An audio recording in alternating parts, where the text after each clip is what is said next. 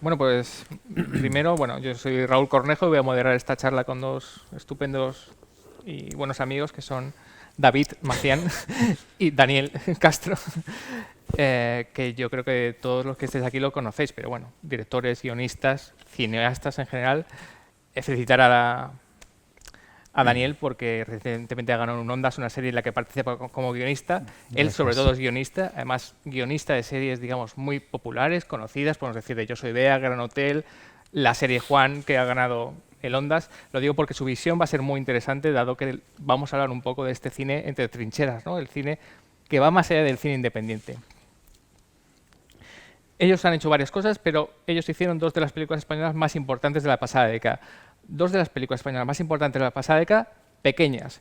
Y cuando digo pequeñas de verdad. No me refiero a cine independiente, digo pequeñas. Son dos películas autoproducidas, en modo cooperativa, con dinero propio, crowdfunding. Ahora vamos a ver cómo podéis sacarlas. Una es La mano invisible y otra es Ilusión. Una comedia sobre, digamos, el entorno de la crisis de 2008 y un drama sobre la situación laboral, basada en una novela de Isaac Rosa. Dos películas magníficas que yo creo que la mayoría habréis visto, pero si no, las tenéis en Filmin y podéis disfrutarlas. Y vamos a charlar, espero que sea una charla animada entre amigos, y al final he hablado con Esther, con la directora, de daros la palabra, de que preguntéis, pero yo creo que si os apetece hacer algún comentario entre la charla o alguna pregunta, levantad la mano y podemos hablar, que esto sea, digamos, una charla más informal entre amigos. Os quería comentar una cosa, quería hacer un poco de abogado del diablo. Es muy bonito hablar de cine independiente, de proyectos muy ilusionantes, pero me gustaría quitar un poco de romanticismo. La mano invisible y Ilusión también sufrió en vosotros un desgaste emocional, un desgaste físico y, muy importante, un desgaste económico, que a veces no se habla. ¿Qué os llevó a hacer dos películas pequeñas, tan pequeñas, que vosotros sabíais antes de hacerlas seguro que ibais a sufrir ese desgaste? Si parece, empezamos por David, ya que juega en casa, porque tu visión era hacer una película basada, ojo, en una novela de Isaac Rosa, un autor muy popular, editada por Seix Barral, una editorial grande, y tú querías hacerla, claro, la única manera que tienes es hacerla pequeña. Tú sabías el berenjenal en que te metías, pero no sé si eras consciente del desgaste que iba a haber. Y sobre todo ahora hablaremos de qué desgaste hubo en general. Por cierto, no he dicho, son dos películas que tuvieron mucha repercusión. un éxito. Ya cuando hablamos de éxito en cine pequeño hay que ponerlo entre comillas, pero tuvieron repercusión, no son películas desconocidas, tuvieron premios, buenas críticas. Pero vamos directamente a eso. El desgaste que sufres haciendo La mano invisible, y ahora hablaremos con Daniel de lo mismo. Pues digamos que para empezar, la peli no nace como un proyecto tan independiente, ¿no? La premisa era pues tratar de hacerla pues levantándola con una subvención, con alguna televisión detrás, ¿no? Como viene siendo un poco lo habitual en este tipo de cine independiente, llamémoslo cine más pequeño. Y va pues de manera natural, supongo, va cogiendo un poco esta forma más loca, más en lo que termina convirtiéndose.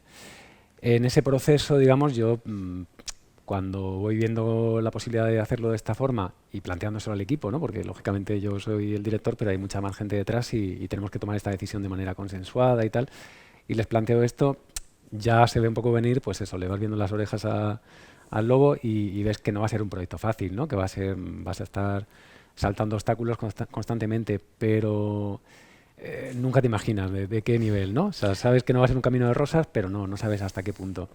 Eso lo ves sobre la marcha y en algún momento hasta te arrepientes de haberte metido en ese berenjenal, pero claro, ya tienes la maquinaria en marcha e incluso a veces estás en mitad ya del rodaje. Quería hacer una postilla, porque tú has dicho, era lo que iba a comentar, ¿hay alguna vez que te arrepientes realmente?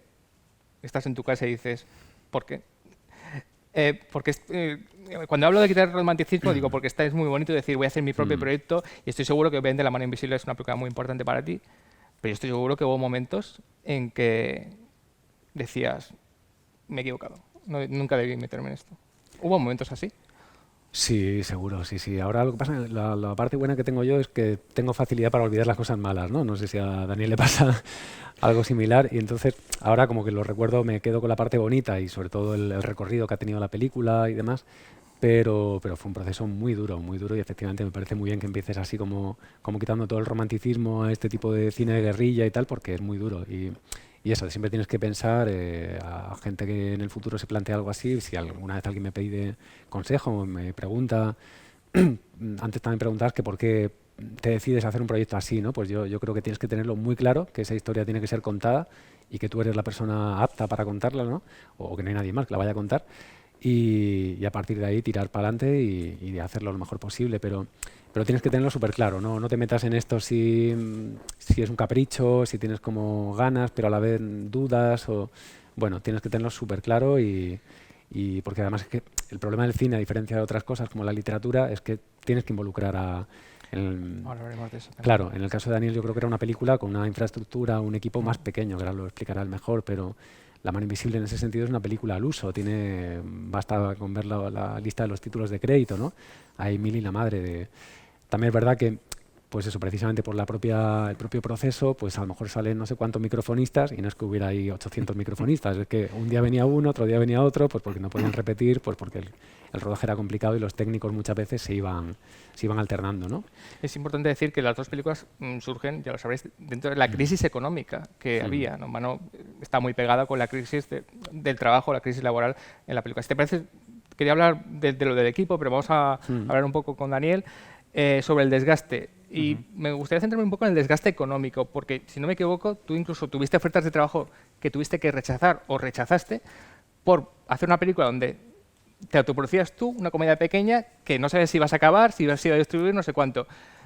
Sí. Voy a volverte a hablar de si te repetiste algún momento, pero ¿por qué ese salto, ese vértigo de decir, hombre, estoy renunciando a dinero por hacer esto que no sé dónde voy a llegar? Sí. Sí, la verdad es que sí.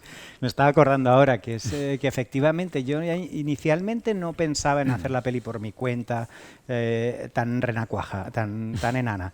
Yo sí que hablé con algún productor que hacía comedias de este estilo, les llevé el proyecto, pero ya vi que su camino iba a ser el chungo, el que sabía que ya no llevaba a ninguna parte por experiencias anteriores. El intento es unas subvenciones, no sé qué, las presento unos años más tarde a no sé dónde, a una televisión, pero si quieres hacer una comedia protagonizada por mí sobre un pavo que quiere hacer un musical sobre los pactos de la Moncloa, sabes que nadie decente subvencionaría eso, ¿no? Le van a echar al consejero de Cultura en donde sea si subvencionas una historia con un protagonista, actor no profesional, que va sobre una trama tampoco, ¿no? Yo qué sé, si haces una peli sobre, yo qué sé, un tema serio, la inmigración, el tal y cual, es más posible que lo subvencionen.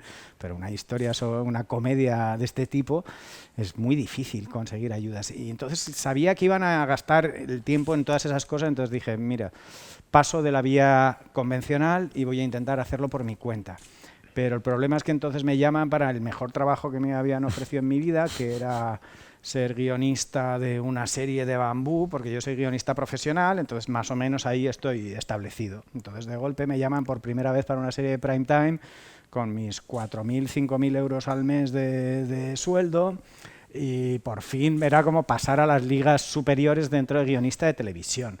Pero ya estaba metido en lo otro, ya tenía un guión por fin que me gustaba y más o menos parecía factible para rodarlo, y entonces recuerdo que fui a la entrevista de trabajo con una lista de pegas. Entonces y volví haciéndome como una lista de pegas de inconvenientes. Sí, vale, me dan este dinero, pero todos los días me tengo que despertar hasta ahora, tengo que pillar cercanías, gasto no sé cuánto tiempo. O sea, me estaba armando de motivos para decir que no. Dije que no en una llamada ahí que me resultó dificilísima, y a partir de entonces me pasé como 3 o 4 días sin dormir porque había renunciado a un pastón por una gilipollez que nadie quería, y entonces ya me sentí obligado a hacerla, y entonces a partir de ese momento ya de alguna manera es como, has hecho el idiota tanto antes que tienes que hacerla, y eso sí, nada más acabar el rodaje volví a llamar a esta gente para decirles, oye, que estoy libre, que estoy libre. y entonces compatibilicé el montaje con el trabajo en esa productora, porque me volvieron a llamar para trabajar en Gran Hotel. ¿Y entonces, cómo? Sí, perdona. Sí, entonces en paralelo, mientras curraba en la serie Gran Hotel y ganaba pasta para pagar lo que había gastado en la peli, pues iba montando. Pero eso, ese fue el proceso. ¿Y cómo influyó el entorno? Lo digo porque la pasada década, lo hablamos ahora antes, es una década irrepetible en España. Obviamente está la crisis económica, las revueltas que hubo, 15M, todo eso, y irrepetible para el cine español. Surgieron una serie de películas de bajo presupuesto maravillosas y fantásticas, y una serie de creadores increíbles. Estamos hablando de Pablo Hernando, Juan Cabestany, aunque Juan Cabestany ya es alguien veterano, no es joven, pero empezó a hacer películas como Gente en Sitios, Carlos Bermúdez y también en Flash, Canódromo Abandonado, una serie de creadores fantásticos que estaban haciendo películas de esa manera, low cost, que se llamó, de bajísimo presupuesto, autoproducidas, pero que tenían un resultado artístico fantástico. ¿Influyó de alguna manera, digamos, ese entorno que había? Porque además tú eres de Madrid, muchos de esos creadores estaban en Madrid. Sí. Bueno, tú eres de Pamplona, pero vives en Madrid. ¿Influyó ese entorno para decir, yo también quiero arrancar con ilusión? Sí. Sí, hay una fusión de cosas. Primero, yo creo que hay una especie de agotamiento del cine convencional. De golpe están haciéndose como pelis caras, pero que nadie realmente nos interesa mucho. Y a la vez está Juan Cabestany haciendo para mí pues sus mejores pelis hechas con una cámara súper cutre, más cutre que la que tenía yo guardada. Y con eso está haciendo este tío, que ha sido guionista y director de pelis buenas. Se ha hecho una peli indie muy interesante. A la vez el tío que está rodando al lado, amigo de no sé quién, es Carlos Bermúdez, que está rodando Diamond Flash. El tío que te presta las luces y no sé qué, también se está haciendo su peli indie pequeña. De golpe todo el mundo estaba, también por la generalización y el abaratamiento de las cámaras estas, yo les llamo de fotos, bueno, sí, cámaras de fotos de Canon, que de golpe uno con una cámara de 1.000 euros y una óptica normal conseguía unos resultados entre comillas cinematográficos, que le llamábamos, ¿no? Joder, con un 50 y una Canon 5D o tal, consigues una cosa bastante molona, y mi socio y yo, que era Uriol Puig, director de cortos, pues nos compramos una cámara y nos compramos el equipo de audio por 1.000 euros aproximadamente, 500 cada uno pusimos, y ya teníamos nuestro equipo. Entonces, si no venía no sé quién, pues le llamábamos a otro colega para que sostuviera la cámara y grabara, y el otro. Entonces, por esa pasta ya tenías un equipo, entre comillas, digno para hacer pelis al estilo de las que estaban haciendo estos otros referentes, ¿no? Como Bermúdez y Cabestany, ¿no? Que de golpe fue como pues eso, el tópico este del aire fresco, ¿no? De golpe era como, joder, algo nuevo e interesante que se hacía en cine español en un momento que había que había, en mi opinión, pues un cine como aburrido en el industrial, ¿no? Hacerte un poco la misma pregunta, porque puede ser interesante, que La mano invisible es un poco diferente que Ilusión y es 3 años después. Ese entorno que había de nuevo cine español, de nuevas voces, no sé si también te empujó a decir, yo también quiero hacer mi película, o se puede hacer esa película, se puede hacer. Bueno, es que al final en el mundo es súper importante los referentes, ¿no? Y ver que hay gente que es capaz de hacer algo similar antes que tú, pues te anima y te hace ver que se puede, ¿no? Y claro, cuando yo hice La mano invisible, en 2000, aunque se estrenó en 2016 a finales y prácticamente se empezó a ver más en el 17, la peli en realidad se rodó en el 2014. En aquel momento ya existía Stockholm, ¿no? La peli de Rodrigo Sorogoyen, otra que también en su día sonó bastante, El cosmonauta. Sí. Entonces, bueno, había como películas, sobre todo, que habían tenido como la forma de financiación, se había fundamentado mucho en el crowdfunding y bueno, pues era como una fuente de financiación que acababa de salir y que había como gente que estaba apostando por ella, de poner cantidades, todo la conoceréis, ¿no? Pues puedes poner desde algo simbólico, en plan 1 euro, 5 euros, a cantidades mucho más grandes de 500 o 1000 euros a veces. Entonces, bueno, también había gente, yo creo que ahora ya esa gente está ya agotada, ¿no? Ya han puesto dinero en tantos proyectos que ya son siempre los mismos y poniendo pasta en diversos proyectos, pero entre que se habrán quedado sin dinero o ya simplemente se habrán cansado. Pero en aquel momento era algo fresco también y bueno, de hecho yo me acuerdo que me reuní en su día con la productora, creo que se llama Carola Rodríguez, puede ser, del Cosmonauta, y con Rodrigo Sorogoyen de Stockholm, para preguntarles un poco cómo había sido el proceso, tanto de financiación como de rodaje con tan poco dinero, como el resultado posterior en taquilla se han conseguido estrenar o en distribución general, para un poco tener eso, como más información de cara también yo a exponérsela a mi equipo, ¿no? Es decir, bueno, si nos metemos en esta aventura, por lo menos que sepáis que contrasta un poco opiniones y la cosa está así, ¿no? Y vamos con bueno, antes que nada, ya que estamos hablando de dinero, no sé si queréis decir exactamente cómo se produjo económicamente cada película. Cuánto dinero pusiste, si hubo crowdfunding, hubo cooperativa, que tu caso es muy, muy interesante, el caso de David. Daniel, si quieres, no sé si fue una autoproducción completa tuya, todo dinero tuyo y de Oriol, o si sacaste de alguna manera otro dinero. Pusimos, yo creo que en total me habría gastado de mi dinero, en total, como unos 20.000 euros aproximadamente. No todos inicialmente, o sea, una parte buena es eso, que en el proceso no necesitas hacer toda la inversión inicialmente, sino oye, pues en nuestro caso comprar la cámara tal cual, sí que fue inicial y después el poquito que se podía pagar de sueldos, las comidas, los gastos, esos sí que eran necesarios para el rodaje, alquiler de alguna pequeña parte de equipo y luego ya posteriormente postproducción, montaje, etcétera. En nuestro caso sí que fue algo más tarde y por lo tanto pues ahí sí que tenía tiempo de haber ganado algo de dinero trabajando como guionista. Entonces eso fue básicamente y luego se recuperó dinero con los premios y con la venta a Canal Plus y a algún otro sitio más. Entonces con eso se fue repartiendo entre el equipo, entre la parte principal del equipo, que había los que no habían cobrado o habían cobrado muy poco. Los que habían cobrado razonablemente, como en postproducción, esos no participaron en el reparto posterior de premios y tal. Sí, tenemos que recordar que hacer una película, ahora voy a preguntarte lo del dinero, pero que hacer una película es un lío. Lo digo porque de nuevo hay que evitar un poco el romanticismo y da igual que sea una película de Michael Bay, Spielberg, Daniel Castro, David Macián, Juan Cabestany, Fernando Trueba. Hacer un rodaje es un lío porque hay mucha gente, no es literatura, que es algo muy difícil, pero donde estás tú solo contra el papel, sino que tienes que juntar a mucha gente, muchas sensibilidades, muchos artistas. El cine es apasionante, pero digo, rodar una película es un auténtico lío y estaréis de acuerdo vosotros que sois los profesionales, ¿no? Bueno, vamos a hablar de eso, de pasta, de dinero. Más o menos, tu caso es muy interesante, porque tú y yo lo hablamos cuando nos conocimos por primera vez, que está financiada una parte en modo cooperativa en una película que va sobre el trabajo. Y quiero que nos cuentes ese proceso donde habláis todos del equipo, de decir, para sacar esto adelante tenemos que hacerlo de esta manera. Sí, ya digo, en realidad no es el origen de todo, pero nace como una película pues con la ingenuidad de pensar que se puede hacer de una manera ortodoxa, ¿no? Pero conforme vamos viendo la realidad, ¿no? Pues cambiamos un poco el planteamiento y empezamos a barajar esta posibilidad de la cooperativa. Ya de por sí también os digo que el montar una cooperativa también es otro Cristo importante. O sea que eso, Finalmente funcionamos como una cooperativa, pero tuvimos que a nivel jurídico tuvimos que crear una sociedad limitada porque era la única manera de no meternos en un embolado ya gigante, ¿no? Mastodóntico. Entonces, bueno, sí que es verdad que en la práctica fue como una cooperativa. Es un poco por matizarlo.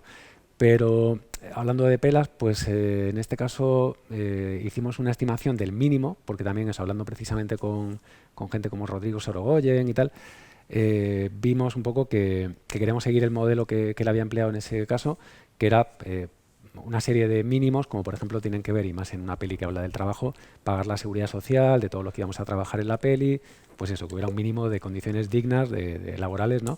Para no meternos en una cosa ya ultra loca.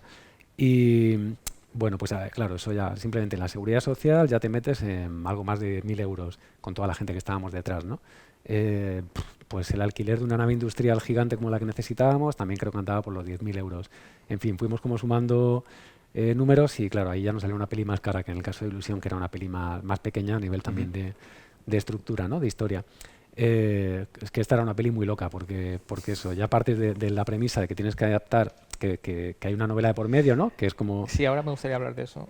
claro, lo contrario a cuando haces una cosa de estas, ¿no? Que dices, bueno, vete a lo mínimo, a una peli pues de chico conoce chica, acaba en un apartamento, habla mucho y en algún momento pasa algo así interesante y ya está.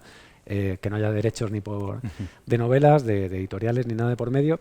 Y aquí lo tenemos todo en contra, pues eso, no sé cuántos actores, figurantes, una nave gigante, un montón de atrezo, una novela, pues lo que decías tú al principio, de 6 barral, que tenías que negociar los derechos y tal. Era como todos los obstáculos posibles, venga, voy a poner lo más complicado posible por delante. Entonces, claro, ahí ya se nos iba la cifra mínimo a 60.000 euros. Hicimos una estimación de 60.000. El crowdfunding no nos sentíamos capaces ya creo que lo planteamos en 12.000 o así y finalmente creo que conseguimos 15.000, pero más de eso es que no veíamos capacidad de también eso. Al final no teníamos nadie, las redes sociales las manejábamos un poco, yo precisamente no las manejaba, pero las manejaban entre todos, pues eso, un poco de manera voluntaria. Era muy complicado. Y el resto se cubrió bien con cantidades de gente que fuera al crowdfunding puso dinero y en plan, pues eso, una cooperativa de Sant Boi, me parece que es de Cataluña, que vio el proyecto, que querían como apoyar una iniciativa cooperativa como la nuestra y tal, y además la conocía la novela de Isaac y pusieron directamente 5.000 euros. Bueno, pues hubo como grandes inversores, grandes de ese calibre, ¿no? Tampoco hablamos de una cantidad gigantesca, pero bueno, que a nosotros nos dio la vida, ¿no? 5.000 euros de aquí y no sé cuánto haya. Y luego muchos préstamos que, bueno, pues un poco el caso de Daniel, ¿no? Sobre todo familia, amigos y demás, que se han ido luego poco a poco pues tratando de sanear. Finalmente sí se ha conseguido, pero bueno, era algo que en el peor de los casos hubiera tenido que ir pagando yo de mi cuenta propia, pues no sé cuándo. Y hay una cosa bastante curiosa de una película tan pequeña. Por cierto, La mano invisible tiene una factura increíble, lo que demuestra el talento de David, aunque ves que es una peli pequeña, tiene una factura asombrosa. De una película tan pequeña que es adaptar una novela de Sisbarral. Yo creo que a la gente le interesa saber cómo se consiguieron los derechos de autor para poder hacer eso. Es verdad que Isaac Rosa ayudó bastante y fue clave, pero al final compites contra una editorial súper grande para poder hacer una película pequeña que la editorial dirá, no tenéis dinero, a lo mejor la película ni se acaba ni se ve, ¿dónde vas? Claro. Por eso, ¿cómo conseguiste los derechos de autor? Que yo creo que puede ser algo muy interesante para la gente. Pues ahí fue clave, como tú dices, Isaac Rosa. Si no hubiera sido por él, lo bueno fue que directamente yo empecé a hablar con él, antes que con Sir Barral. Hicimos una cosa muy kamikaze, mi co-guionista y yo, Daniel Cortázar, que fue empezar a escribir la adaptación antes de tener los derechos. Claro, esto lo hicimos un poco pensando también en nuestras cabezas que no había nadie tan loco como nosotros que fuera a adaptar esa novela, básicamente. Porque si no, eso, no empiezas a construir la casa por el tejado, ¿no? Sí. Empiezas primero teniendo los derechos firmados y a partir de ahí ya pues empiezas a escribir cuando buenamente puedas.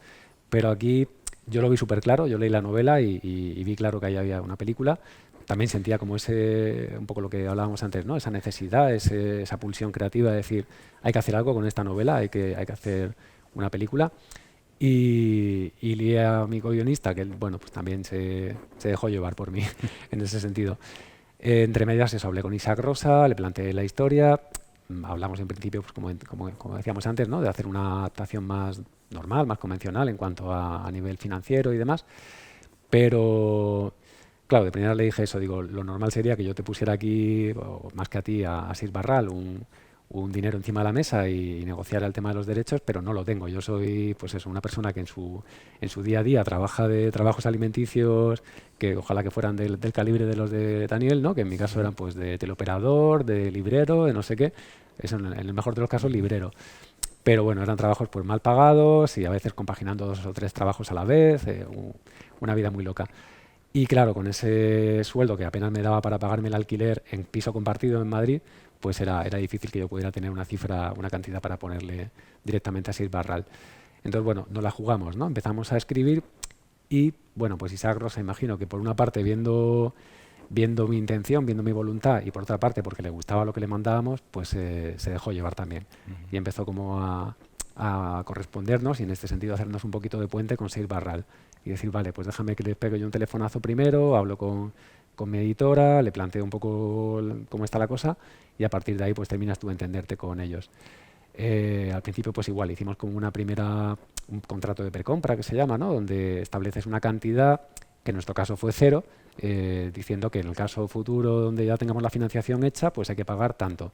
Pero claro, cuando al final se armó todo en plan cooperativa, pues ya volvimos a hablar con ellos, les dijimos, mira, tenemos este problema, es que no tenemos ni un duro para poder ofreceros porque, pues lo que decía antes, ¿no? La seguridad social, el tal, se nos va ya 60.000 euros, que es muy difícil de que podamos financiar esta cantidad.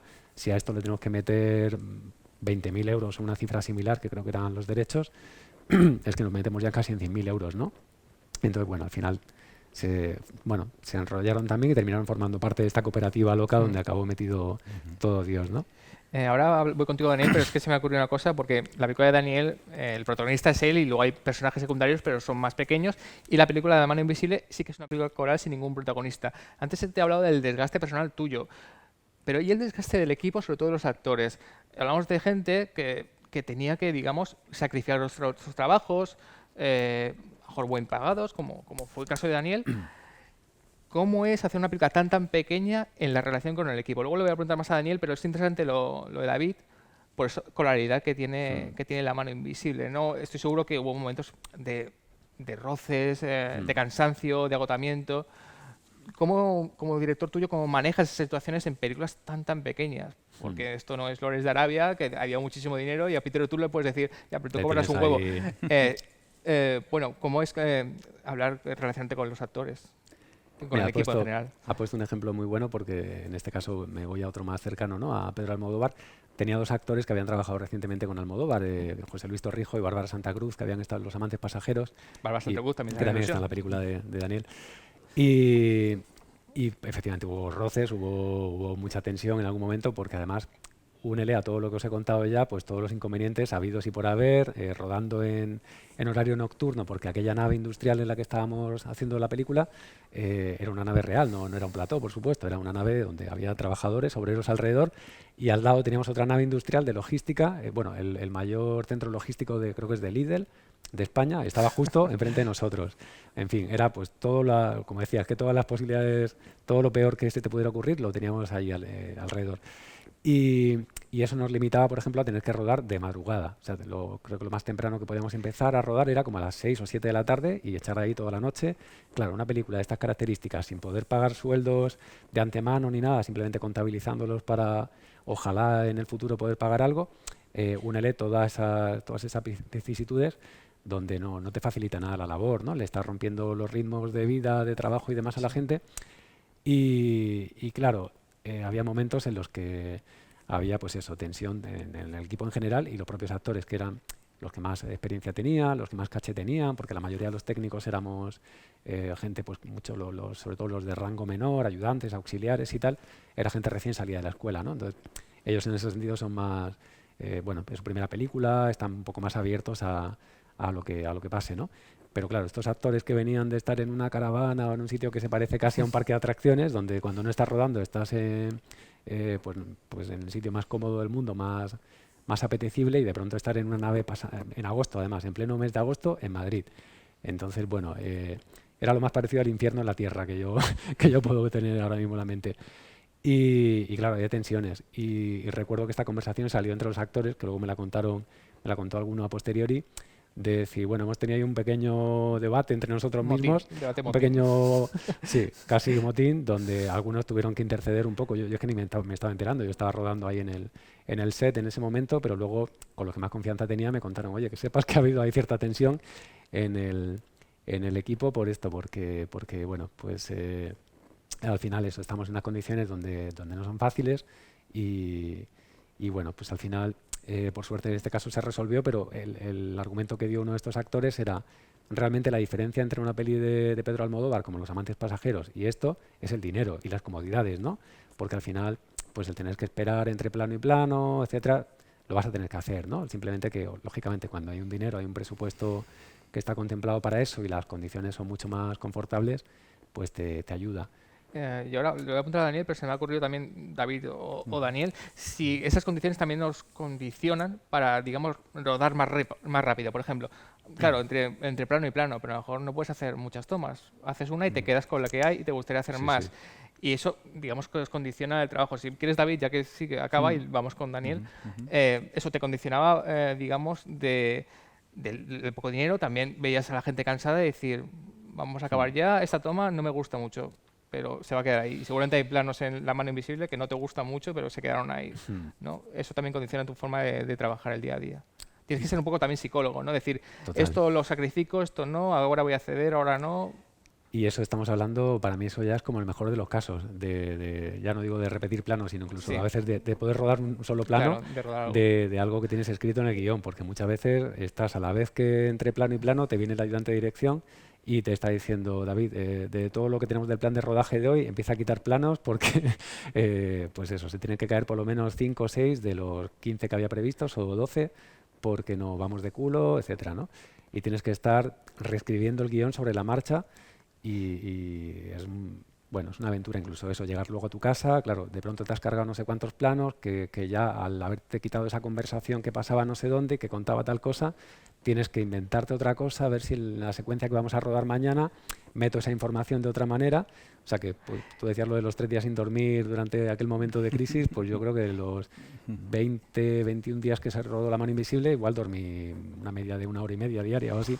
Y no sé si te cortas a la hora, digamos, no de echar bronca, sino de decir, esta interpretación no me ha gustado mucho, pero esta actriz está cabreada, estamos en lo que estamos, Sí, me voy a callar. O claro. esto no me ha gustado que ha hecho este técnico, pero me voy a callar. Podría decirle algo, pero generaría una tensión y estamos donde estamos. O sea, adecuarte al entorno. Eso también Sí. pasó, ¿no? De callarte, Sí, saber antes. cuándo levantar la voz, entre comillas, no levantar la voz, echar una bronquita a lo mejor, o callarte, dar una orden o no darla. Cosa Sí. que en una película industrial la darías y no pasa nada. Sí. No, has usado la palabra perfecta antes, ¿no? Has dicho la palabra psicólogo y yo creo que tienes que estar, en el fondo casi la labor del director a veces yo creo que es más de hacer de psicólogo que de estar creando, por lo menos en mi caso, en pelis de este tipo, ¿no?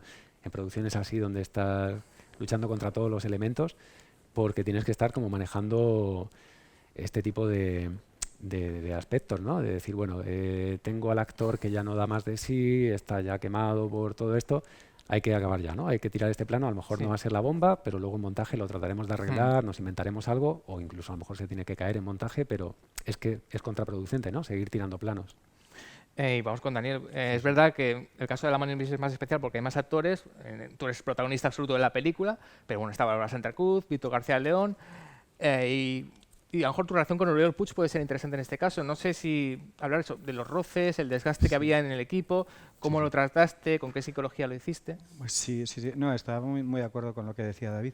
La verdad, a mí me pasa lo mismo que a ti. Se me olvidan las cosas malas y solo ahora, Bueno, cuando pues, estabas hablando, me recuérdalas. estaba recordando momentos jodidos, la verdad. O sea, no parece una tontería, pero sí, sí. La verdad es que en cualquier rodaje hay tiranteces, pero permanentes. A veces que, ¿por qué carajo nos estamos retrasando con esto? ¿Qué está pasando? ¿Por qué no...?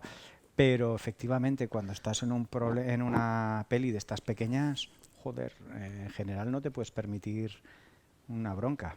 Al menos por mi manera de ver las cosas, si estás en el fondo pidiéndoles favores a todo el equipo prácticamente, si encima ves que muchas veces aportan mucho más de lo que les hubieras pedido, porque están trayendo cosas suyas, aportando no sé qué, se me ha ocurrido que esto, he pensado, joder, no puedes permitirte tratarles mal de ninguna manera, ¿no? Pero a la vez es lo que tal vez necesitarías en cierto momento, poner un poco de orden, que nos centremos, que se haga esto, que no se pierda tiempo con tal, que este no intente hacer este cambio porque tú ya lo has rechazado en tu cabeza, y entonces hay que tener ese punto de intentar indicar las cosas, cortar las distracciones cuando no son... pero hacerlo todo el rato con delicadeza o intentar hacerlo con delicadeza.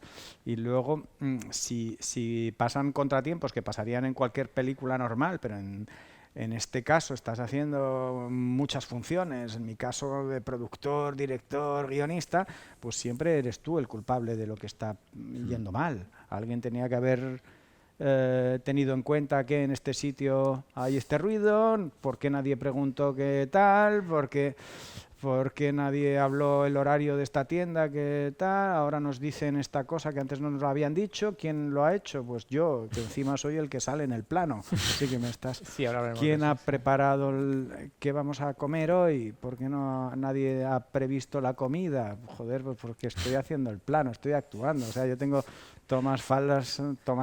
entre tomas de mi peli estoy pidiendo las pizzas para que las traigan. Entonces como, sí, vale, corto, pues sí, hawaiana, barbacoa, tal cual, y luego hago mi papel. Y que sí, ahí digo la dirección. Entonces era todo una precariedad brutal y algunos momentos los que trabajaban en la peli justamente estaban indignados conmigo, pero obviamente yo les decía, no te metas conmigo, yo soy el actor.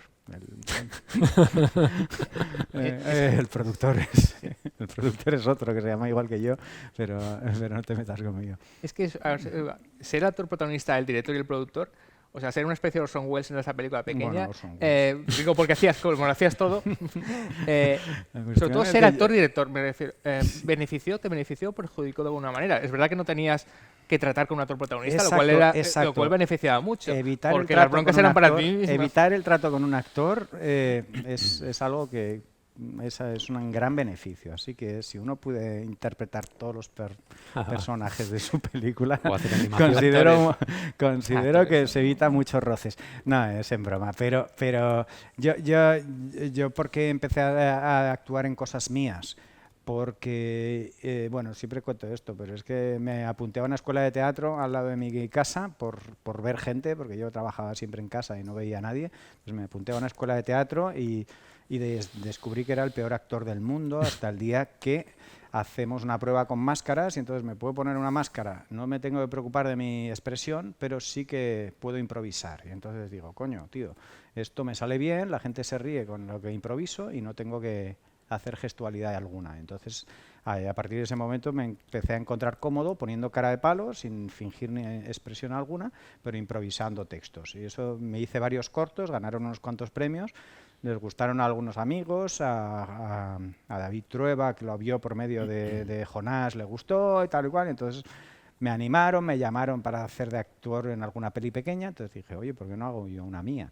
Entonces fue así como surgió el asunto. Y entonces se hice la peli en la que yo era actor, y eso sí que lo tenía desde el principio claro, y a mí me servía para una cosa. Cuando yo estoy en una escena como actor, o como lo que yo sea que hago delante de una cámara, porque ser actor es otra cosa más seria, yo marco el tono y el ritmo de la escena estando ahí. No sé si me explico. Es como yo marco el ritmo, marco donde improviso una frase, eso provoca que el interlocutor cambie respecto a eso. Si me estoy aburriendo, intento romper ese ritmo, cambiarlo mientras hago eso. Y a mí realmente de una peli me interesa más eso, seguramente, que lo que se está haciendo desde el otro lado de la cámara.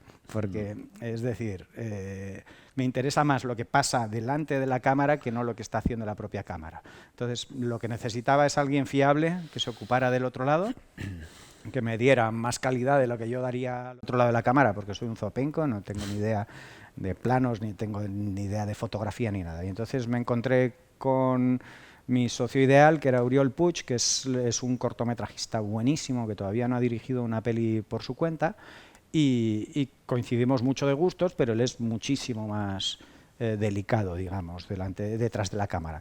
Delicado hasta el punto que yo a veces me enfadaba un poco con él, porque era como, joder, estoy en Plaza España congelado con un póster de Woody Allen aquí, a 50 metros de ti. Por favor, no me hagas ir a ver si el plano ha quedado demasiado paralelo el póster al banco público en el que me estoy tirando, o si está bien así. Entonces era como, me fío de ti, tío, si está foco, me da igual que yo esté demasiado perpendicular o no. Era como alguien que sabía que iba a hacer la mejor versión vamos, algo mucho mejor de lo que yo haría detrás de la cámara, y entonces en ese sentido fue estupendo. Él sufría por la precariedad de la producción, vamos, porque yo no llamaba a las pizzas, pero él sufría bastante por eso, pero me ayudaba mogollón, vamos. De hecho es una peli que realmente podríamos haber codirigido, pero se lo llegué a ofrecer, pero me dijo que no, que él prefería que su propia peli fuese una más suya, impulsada por él y todo eso. Bueno, perdón. Y bueno, acertó con lo del plano de Woody Allen porque realmente es una imagen icónica de ilusión.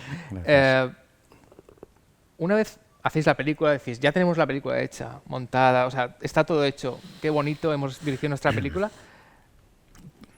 Decís, ¿qué hacéis? Porque Daniel y yo en el coche estábamos hablando sobre que está muy bien rodar películas, pero que las películas se hacen para que se vean.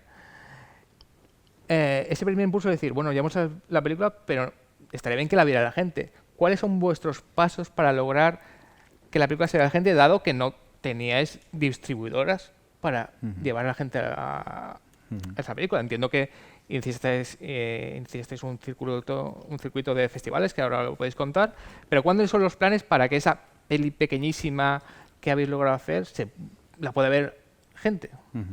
A ver, la parte buena y mala de una peli así o de un guión así y tal es que nadie la espera, o sea, nadie te la está reclamando. No tienes unas fechas para hay que llegar a noviembre para que se estrene esto, porque yo qué sé, el festival de no sé dónde la reclama, ¿no? Tú no eres nadie, o sea, tú te puedes tomar el tiempo que quieras. Eso también es malo porque puedes eternizarte remontando la peli eternamente, pero también estás muy libre. Nosotros en pleno montaje, de golpe, coño, toda la peli es claustrofóbica, necesito airearla, así que me fui con la cámara, que era propiedad nuestra, al Retiro y rodamos unos cuantos planos exteriores y tal y cual, y entonces de golpe la peli la cambias a tu antojo. Pero una vez acabada, que ese es un punto también, decidir cuándo la acabas y por qué se acaba, porque nadie te la está reclamando, así que tú podrías estar ahí eternamente, pero primero es llegar al momento de, vale, aquí, hasta aquí.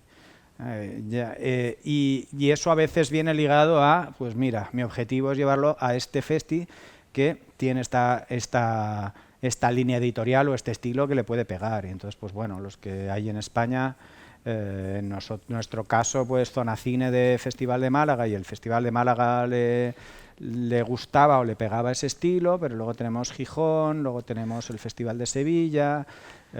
No sé exactamente, ahora mismo no se me ocurren otros de ese estilo, porque Zabaltegui en Donosti es más grande, ¿no? Y no sé si se le ocurren otras opciones. No, y hay que decir una cosa, que es que los festivales, a lo mejor Daniel está de acuerdo conmigo y David, tenían cierto prejuicio a coger películas, digamos, de las llamadas low cost, porque para ellos no cumplían los requisitos de calidad. ¿Calidad qué es? Sonido, imagen, no sé cuánto. Entonces era difícil enviar tu película a un festival, digamos, grande o mediano. Has hablado de Gijón, pero obviamente ni de coña San Sebastián ni nada de eso. Tenía que ser una cosa muy específica. Entonces sí que algunos festivales hicieron secciones como de cine low cost, ¿no? Sitges se hizo Noves Visions, bueno, estaba Noves Visions, pero se ponían películas de este tipo. Recuerdo que Sevilla hizo una sección para eso, esta Zona Cine, que sí que podía aceptar, pero es que ese era también un problema. Dices, vale, lo voy a enviar a festivales si les gusta, pero es que los festivales no es que ni les gustara o no les gustara, es que se decían, esta película no se ve en mi estándar de calidad. Sí. No te la cogían y eso era un problema. El caso de David ya ha dicho que tiene una factura magnífica, entonces no había ningún problema, pero quizá en Ilusión sí que se nota esa factura porque es más low cost que la de David, ¿no?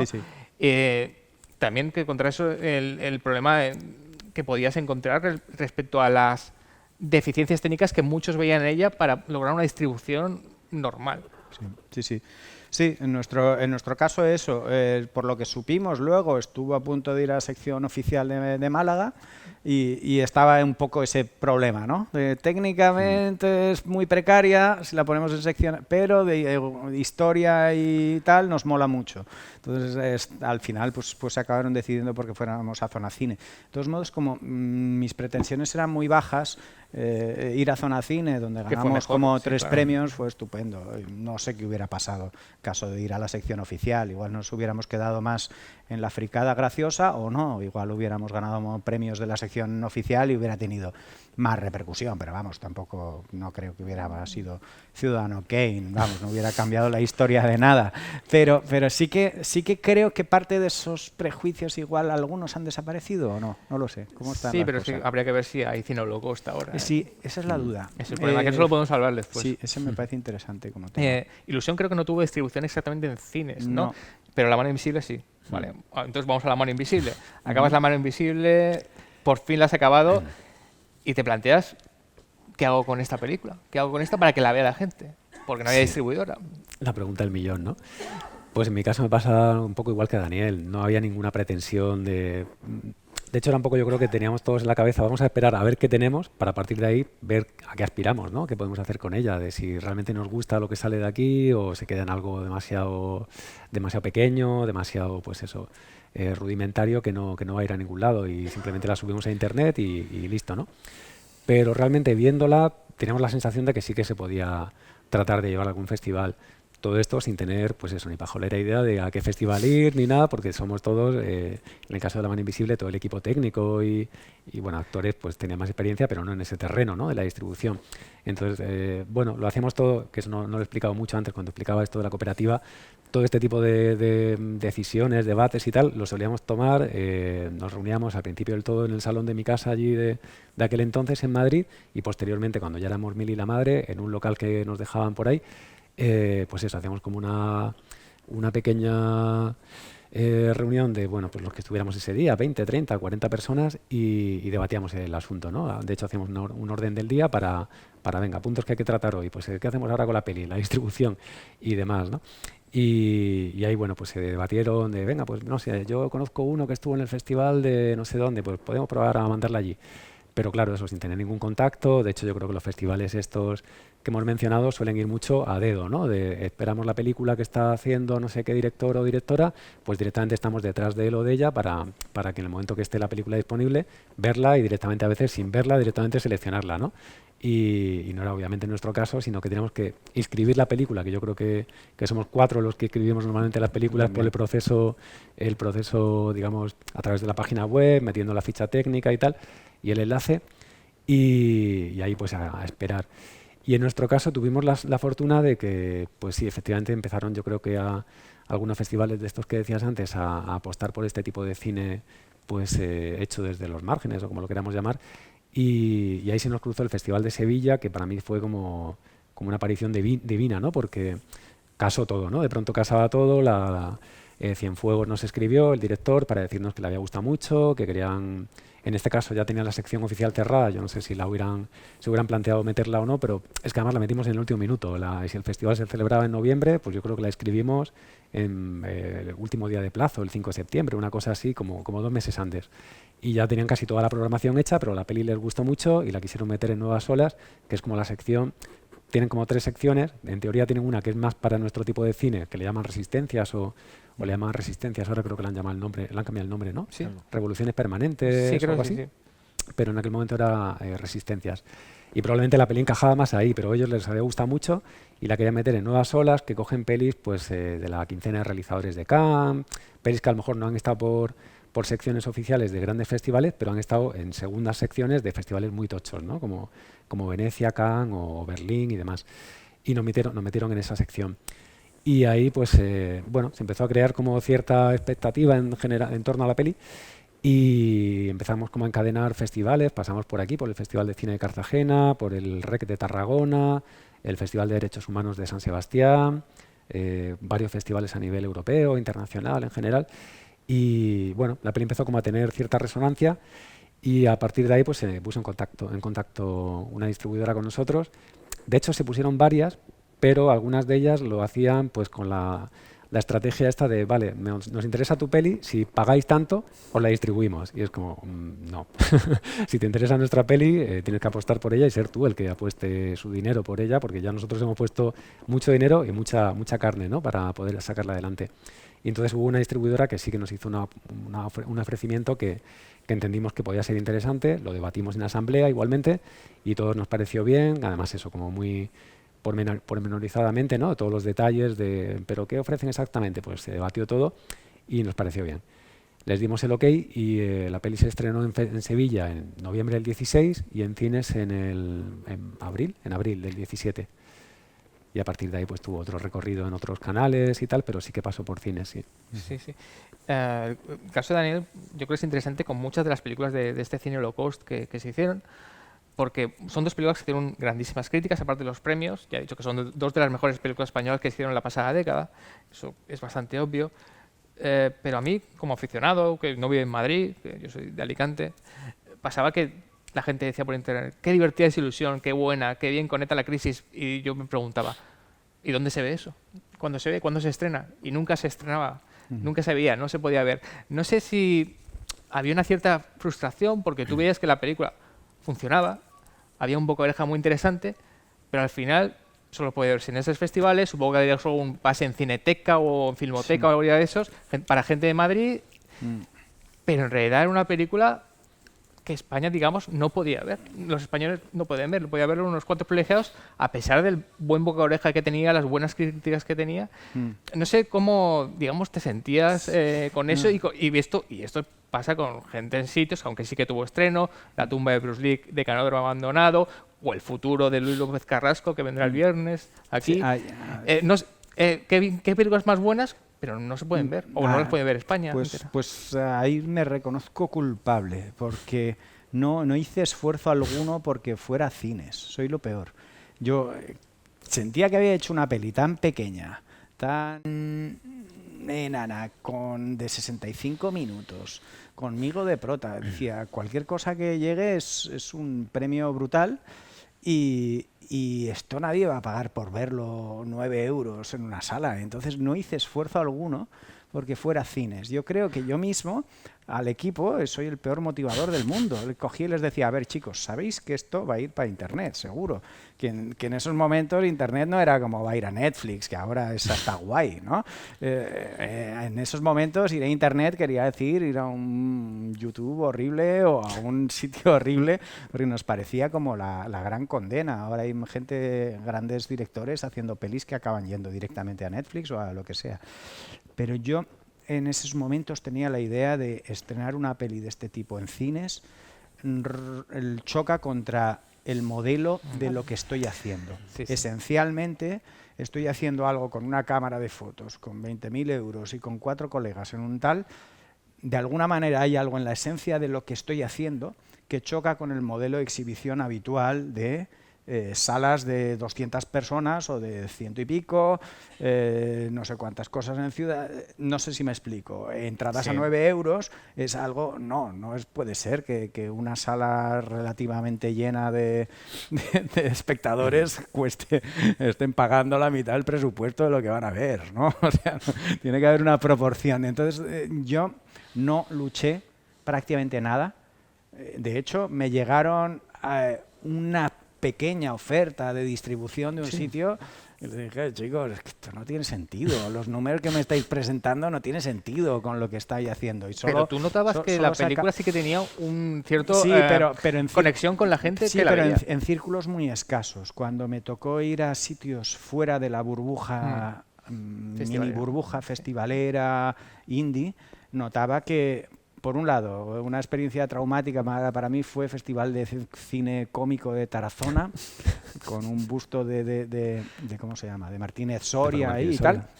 Y de golpe llego allí a un teatro lleno de gente del pueblo y coño, yo decía, y además estaban como contentos, animados, empieza mi peli y hostia, ni una risa en ningún momento, ni un una gente, vamos, todos parecía un funeral y estaba yo ahí bailando y tal y cual en la pantalla, haciendo desesperadamente, intentando arrancar una risa y esa gente estaban todos súper serios y súper tristes. Me salí, me bebí un gin tonic ahí de vaso de tubo y me fui a emborrachar ahí con Bárbara Santa Cruz a un sitio terrible donde un señor súper toxicómano hizo... Bueno, una cosa horrible, una noche durísima. Y eso era como, joder, o sea... no es, igual el tipo de humor o el tipo de cosa que estoy haciendo no tiene un... Y luego la otra vez fue en Pamplona, en mi ciudad, me hacen una entrevista en el medio tal, me estrenan en Los Golem, eso sí que fue unos pases convencionales en unos cines de allá, y no había ni 4 gatos en mi propia ciudad, me habían hecho una entrevista tal, si es que en Pamplona, vamos, es que... es tan aburrido aquello que, joder, te metes al cine por hacer algo. Pues ni eso habían hecho. Entonces era como, joder, ni si en mi ciudad es prácticamente, vamos, chantaje sentimental. Estrenar en tu ciudad es como... Pues ni eso, o sea, intentaba yo ir a presentar las sesiones ahí de Los Golem y había 4 gatos aburridos diciendo, este señor que pinta aquí... que se vaya. Y entonces pues al final dije, un estreno convencional en sitios en los que ni siquiera tengo familiares no tiene sentido. Bueno, un saludo a Pamplona y a Tarazona desde aquí. ¿Qué tal fue la película en cines? Que puede ser interesante, obviamente no fue la película más taquillera de la historia, pero no sé si os quedasteis más satisfechos porque la película, repito, tuvo muy buenas críticas y obviamente tenía un boca a oreja igual que Ilusión muy bueno. ¿Y cómo fue la respuesta en cines? Bueno, en mi caso, en este caso, sí que difiere un poquito de la experiencia de Daniel porque es verdad que te sales de tu zona de confort, ¿no? Que al final te sales de un poco de esta burbuja de los festivales donde es más fácil que la gente conecte con tu película, tenga una sensibilidad pues más acorde. Claro, aquí era un público muy variopinto. Además nos pasó una cosa muy curiosa. La segunda semana de estar en cartel coincidió con o la tercera, creo que fue la segunda, coincidió con la fiesta del cine. Claro, ahí se te mete todo Dios. Toda la gente que no va al cine en todo el año va al cine esa semana. Y muchas veces, además coincidió con Alien Covenant, con Guardianes de la Galaxia 2, creo. Pues eso, pelis blockbusters de estos gigantes, donde la gente realmente iba a ver esas. Pero claro, ibas a los Renoir de Madrid, por ejemplo, tenías eso, 10 carteles allí, y veo creo Guardianes de la Galaxia, yo tal, joder, no queda entrada para ninguna, venga, y esta de la mano invisible, que pues, y acababan, y muchos de estos acababan metidos ahí, y también hicimos eso de ir a presentar la peli, siguiendo un poco el modelo que habíamos mantenido en los festivales, ¿no? De ir a tener un cara a cara con el público y... Claro, también hay que decir que La mano invisible se hace un poco con este objetivo, ¿no? Es una película que invita a la reflexión sobre el mundo laboral, tratando de soñar con un modelo más justo, más equitativo en el mundo laboral. Y queremos un poco como contrastar opiniones. Claro, en un festival es más habitual, tienes como un encuentro posterior con el público, pero allí la gente iba a los Renoir o al Círculo de Bellas Artes también que se programó y demás. Y en el Círculo quizá encaja un poco más, pero en los Renoir la gente va pues a ver la peli y luego se van a tomar algo por ahí. Sí. Y de pronto salíamos allí pues 3, 4, 5 personas del equipo mezclando actores, técnicos, yo cuando podía también. Y de pronto flipaban, ¿no? Era como, ¿por qué vienen estos de aquí? De pronto se ponen a hablarnos. Y claro, de primera se quedaban muy sorprendidos, pero luego agradecían que estuviéramos allí, incluso muchas veces nos íbamos luego a la zona esta de Martín de los Heros, ¿no? Que es como la calle posterior que hay al lado, que hay muchos bares y acabamos tomando cervezas hasta las tantas y a veces se creaban hasta grupos interesantes que yo llegué a tener contacto luego posterior con mucha gente de esa que conocía en aquellos pases. Y estaba bien por eso, porque te salías de tu público fácil, ¿no? Del público fácil al que va dirigido pues cuando vas a un festival de derechos humanos o eso, el Festival de Sevilla y demás, donde más o menos pues vas a un público más enfocado al tipo de película que haces. Os pedí una reflexión. ¿Cómo crees que se comporta el público español con este cine independiente, pero sobre todo más bajo, más pequeño? ¿Creéis que realmente hay un público para este tipo de cine? Digamos, nunca lo vamos a comparar con Ilusión porque no se estrenó en cines, pero puede ser que se hubiera estrenado y que hubiera sido una especie de sleeper, entre comillas, de boca a oreja. El boca a oreja funcionó en las dos películas. ¿O creéis que en España realmente es un cine al que se le da la espalda? También hay que recordar una cosa, y esto vuelvo a repetir de dónde provengo yo, porque es bastante importante, que es de Alicante, o sea, una ciudad de provincias, que muchas veces se focaliza todo en Madrid, Barcelona. y el resto de España no existe. Obviamente, no sé si La mano invisible se vio en... ¿Dónde se vio? Se vio en Madrid y Barcelona seguro, pero a lo mejor no se vio en Zamora, no se vio en Almería, en Alicante seguramente tampoco se vio. O sea, hay muchos sitios donde no llega, pero sí que hay un público interesado. Que se nota que luego a través de Internet ven las películas. Claro. Es que esa es la dificultad, ¿no? Yo por eso creo mucho en Internet para este tipo de proyecto o de producto. Por eso yo siempre desde el principio les dije, esto posiblemente le va a interesar a 10 personas de Alicante, a 6 de Cartagena, a 3 de Galicia. No tiene sentido mandar un DCP a un cine de Cartagena, ¿no? Difícilmente luchado para que lo ponga 3 sesiones semanales, porque tiene el potencial del espectador al que vamos a alcanzar. Vamos, hay muy pocos espectadores en esa ciudad a los que podemos convocar con nuestro escasísimo impacto en medios como para justificar ese gasto, esa inversión, que a la vez tenemos que luchar mucho con un cine con el que no tenemos un contacto previo ni una distribuidora, ¿no? que vaya a luchar por esto imponiéndolo con otro paquete. Entonces, me parece que para este tipo de proyecto Internet es lo adecuado. ¿Qué pasa? Que obviamente ahora también la oferta en Internet es desmesurada, y también en Internet eres el último gato.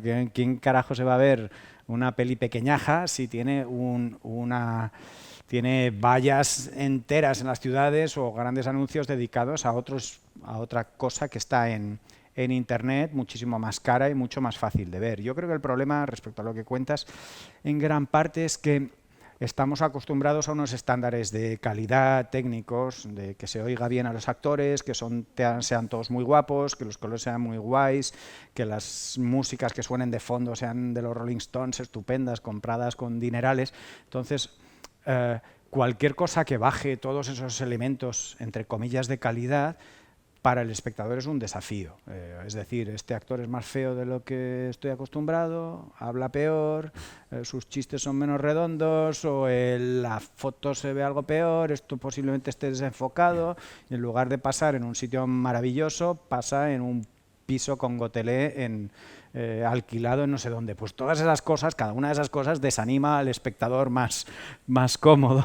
Entonces necesitas a un espectador mucho más aventurado, por decirlo así, valiente o desprejuiciado o culto, si queremos llamarlo así, para decir que carajo, pues sí, prefiero ver a este tipo que tiene granos y vocaliza mal porque me lo creo más, me interesa más, o me está ofreciendo algo más auténtico y original que la propuesta esta tan estupenda, pero que está hecha con escuadra y cartabón para gustar, ¿no? Entonces, ese espectador que busca algo diferente, más audaz o más original o más rugoso, menos medido y tal, va a ser siempre un espectador escaso, más marginal y más difícil. Creo que en España, es mi opinión, es que no tenemos un nivel cultural altísimo, en mi opinión. Tenemos otras cosas estupendísimas, por supuesto, pero creo que hay países en los que hay algo más de costumbre a una diversidad cultural diferente, que están más acostumbrados, o yo qué sé, o como vamos a festivales de Francia y tal y cual, y vemos mucha gente allí, nos parece que es gente cultísima. Igual se han reunido los 5 cultos que hay en Francia para ver nuestra peli y el nivel es igual que aquí, no lo sé, pero sí que creo que convendría acostumbrarnos todos a ver cosas que no son tan fáciles ni tan obvias. Pero eso es difícil, y todos, cuando tenemos un mal día o estamos atontados o cansados, preferimos vernos una cosa en Netflix que una peli oscura en Filmin o en Movie, ¿no? Bueno, le voy a pedir a David también una reflexión, pero un par de apuntes. Hace unas semanas se estrenó la serie Doctor Portuondo de Carlo Padial. Carlo Padial es un personaje muy particular, muy personal, que comparte pues con David y Daniel ese cine low cost, aunque La mano invisible no es low cost exactamente, pero ese cine que se hizo. Y Doctor Portuondo se ha convertido en la serie más vista de la historia de Filmin. Es cierto que Filmin es una plataforma de cine de autor, pero al final es un producto de Carlo Padial que se ha convertido en la serie más vista. Es que me gustaría que reflexionáramos de cuánta de minoría es la minoría. A lo mejor la minoría no es tan minoría. Es una minoría, obviamente, pero a lo mejor es más de lo que creemos en este país. Pero la gente tiene que poder tener acceso a poder ver esas películas. Es obvio que con La mano invisible todo el que le veía quedaba tocado o emocionado, porque todos somos trabajadores, a todos nos han humillado, a todos nos han explotado laboralmente, y yo entiendo que, igual que con Ilusión hay una conexión también, porque era una comedia que se basaba en la crisis, con La mano invisible también hay una conexión con la gente. Entonces, quizá hay más gente interesada en La mano invisible de lo que creemos, ¿no? Sí, o sea, principalmente yo creo que el gran problema es el desconocimiento, ¿no? Tienes que luchar contra el desconocimiento, que tu película, a priori partes de la base de que nadie la conoce, ¿no? Y nadie te conoce a ti, nadie sabe que existe esa película. Bueno, tienes que, partiendo de esa premisa, intentar jugar con las mejores cartas posibles, ¿no? Nosotros, en ese sentido, apostamos mucho por el marketing de guerrilla, que te conecta mucho también con la charla de hoy, y hicimos pues eso, de todo, ¿no? Desde petar Madrid de pegatinas, además un poco originales, en plan jugando con lo que trata la película, ¿no? De se busca albañil, no recuerdo muy bien cómo era el rótulo que hicimos, ¿no? Pero bueno, jugando como algo llamativo que te llamara la atención, que te condujese a la página web que en ese momento creamos para promocionar un poquito la peli y bueno, buscando maneras originales de llamar la atención, ¿no? Para que la gente se fijara en ella y supiera que existía. Y luego, pues, lo apostamos mucho también, como decía antes, a esos pases evento donde la gente iba y tenía como... Se podía recomendar la peli no solo porque le hubiera gustado, sino porque además iban 4 frikis allí a hablar luego después de la peli para los que habían hecho la peli para contrastar opiniones y para debatir, ¿no?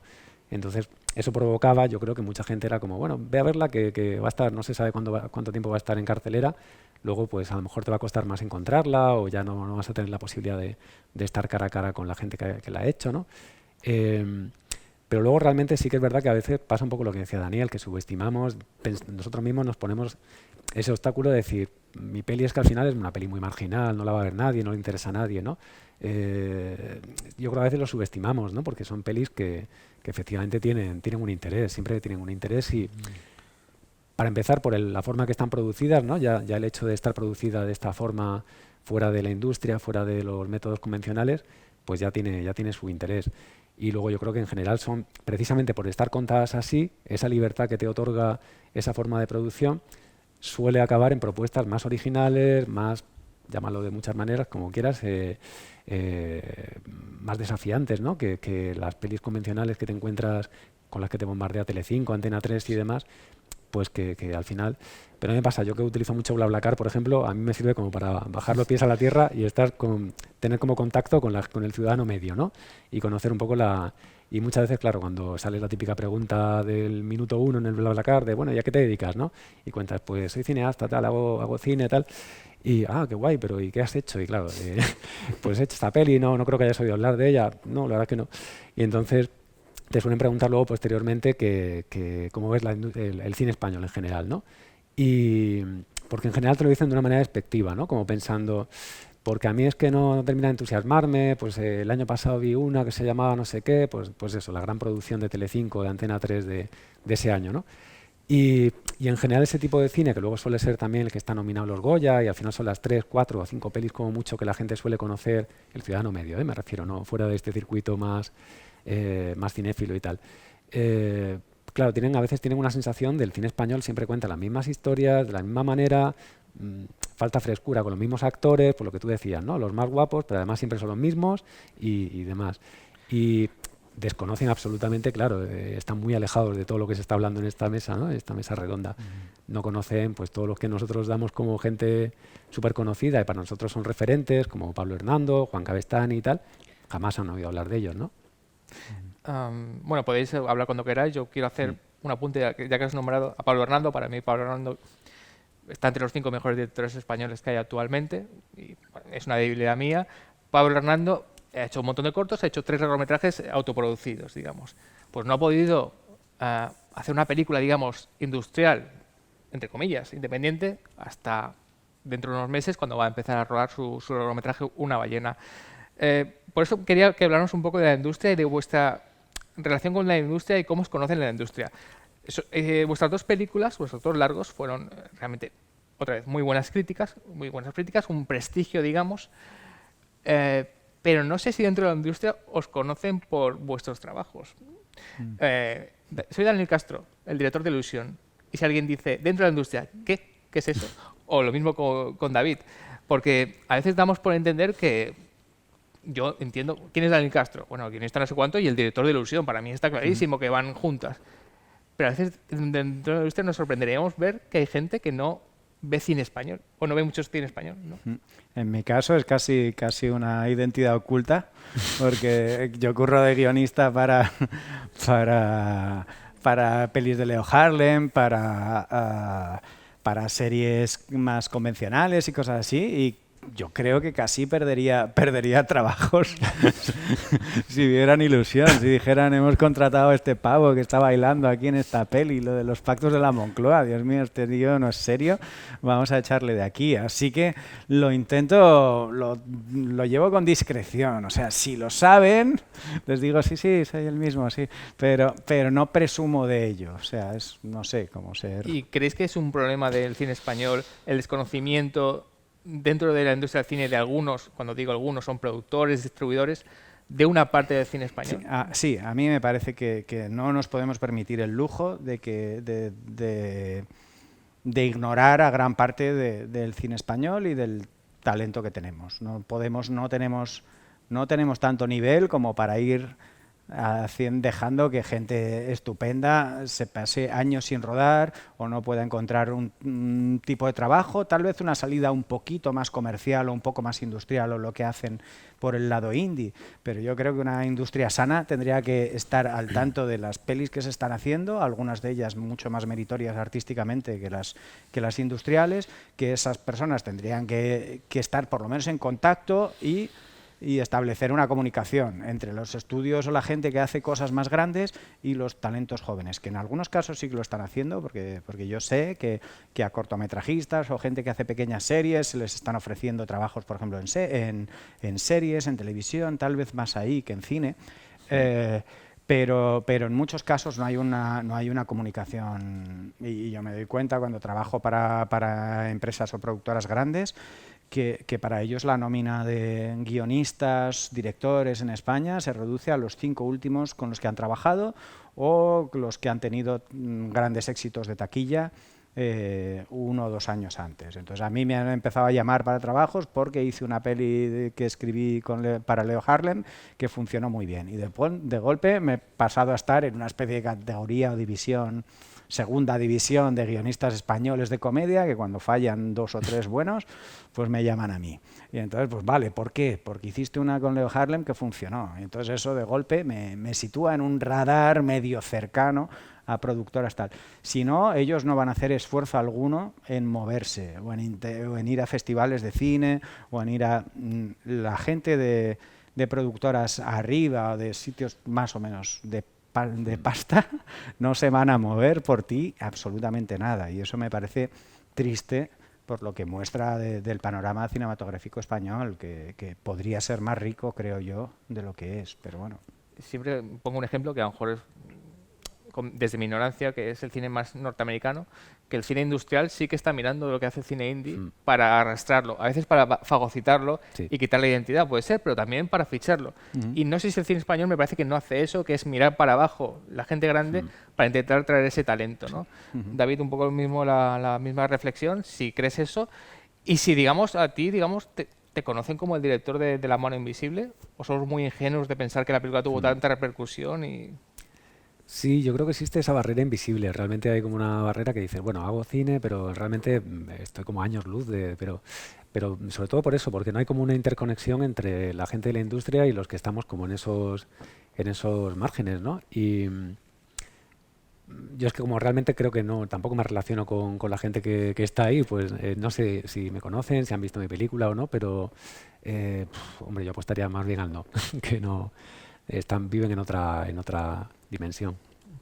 Pero si a ti te llamara un productor para hacer, por ejemplo, un capítulo en una serie, rodarlo, tú obviamente estás capacitado técnicamente para hacerlo, pero ¿te interesaría o crees que debería haber ese conocimiento de directores que están libres, que han demostrado su talento en películas para poder ficharlos para otras cosas o para poder hacer sus proyectos de manera más segura? ¿O simplemente sigue habiendo esa barrera? Porque no hemos hablado de que a veces pasa eso en el cine español, lo que se dice, que son películas grandes, películas muy pequeñas y no hay nada en medio, no hay ninguna clase media. No sé si te llamaran para hacer un piloto, ¿te interesaría, podrías hacerlo? ¿Te consideras capacitado? Y si te gustaría, sobre todo, más Ya. que nada. Pues como nos ha dado las circunstancias, no te puedo responder así como... Pienso que no, por mi forma de ser, por mi forma de afrontar un poco la vida y los proyectos y tal. Sí que he hecho cosas por encargo, pero han sido cosas, pues eso, de un documental que tiene que ver con tema de racismo, que me interesa, que la gente que me ha contactado ya lo sabía de antemano y tal. Bueno, pues son proyectos como más hechos un poco más a mi medida, ¿no? No son exactamente míos, pero de alguna manera me han llamado por algo, ¿no? Me han llamado sabiendo que eso ya casaba conmigo. Algo así en frío que te llamen y te propongan, pues es lo que te digo, si de alguna manera esa persona se ha preocupado en saber un poco lo que he hecho y qué temas me interesan o cómo me gusta trabajar y tal, pues igual sí, pero si te llaman en frío, pues un poco como decía Daniel, porque les ha fallado otro y de pronto necesitan cubrir y tal, creo que realmente eso no va a pasar nunca, porque al final eso son gente que está mucho más apegada a la industria y no es mi caso, pero si pasara realmente, pues es posible que terminara diciendo que no, ¿no? Un poco entroncar con lo que estoy diciendo, porque es un caso muy curioso, porque habéis hecho 2 películas pequeñas que tuvieron muy buenas críticas, muy buena aceptación, pero solo habéis hecho 2 películas, sois directores noveles, solo habéis hecho 2 largometrajes, habéis hecho cortos, no sé cuánto. Daniel tiene la excusa de que en realidad es más guionista y está forrándose con sus series. Pero ¿cuál es tu excusa, David? Volviendo un poco al cine norteamericano, otro cine, o el cine francés que ha dicho Daniel, entendería, has hecho una primera película con mucho prestigio, la ha visto quien la ha visto, poca gente, pero generalmente esa gente corre a hacer la segunda película y no tienen tampoco muchas dificultades, suelen ser películas con más presupuesto. Pero en tu caso, ¿por qué no hay un segundo largometraje de David Macián? ¿Es culpa de la industria? ¿Es culpa tuya? ¿Es culpa de quién es culpa? Pues una pregunta y una respuesta compleja. Claro, antes os contaba que la película se rueda en el 2014. Posteriormente, lo primero que tengo que hacer conforme acabo de rodar es empezar a buscar trabajo, otra vez a la desesperada, de trabajos alimenticios. Y a la vez que empiezo a currar otra vez de teleoperador, que ya era como el colmo del colmo, ¿no? De una peli que reflexiona sobre la precariedad y sobre este tipo de entornos hostiles y tal, volver a meterme en la boca del lobo y volver a ese mundo. Ahí, mira, antes me preguntabas que si en algún momento pensé en que había optado había hecho algo erróneo y tal, pues yo creo que ahí fue el momento de crisis absoluta de decir, ¿qué estoy haciendo con mi vida, no? O sea, he hecho una peli sobre esto para volver a caer yo mismo en mi propia trampa y volver a meterme en este tipo de trabajos y aguantar ahí un tiempo, primero para subsistir y segundo para seguir rellenando un poco el dinero que demandaba la peli, ¿no? Porque al final eso, pues estás produciéndola, necesitas todavía gastos extra que van surgiendo, ir quitándote deudas, que en muchos de los casos pues eran personales y tenía que devolver yo aunque fuera de mi bolsillo. Ese momento fue crítico. Claro, eso te lleva, no estás realmente en unos ritmos de la industria, pues Woody Allen, si hace una peli por año, es porque conforme acaba de rodar un día, al día siguiente ya está escribiendo, a la vez que en sus ratos libres se pasa por la sala de montaje y ve lo que está montando la montadora y tal, y lo supervisa. En realidad lo que hace es más una labor de supervisión, pero digamos que tiene ya hace pelis como si fueran churros, ¿no? Efectivamente.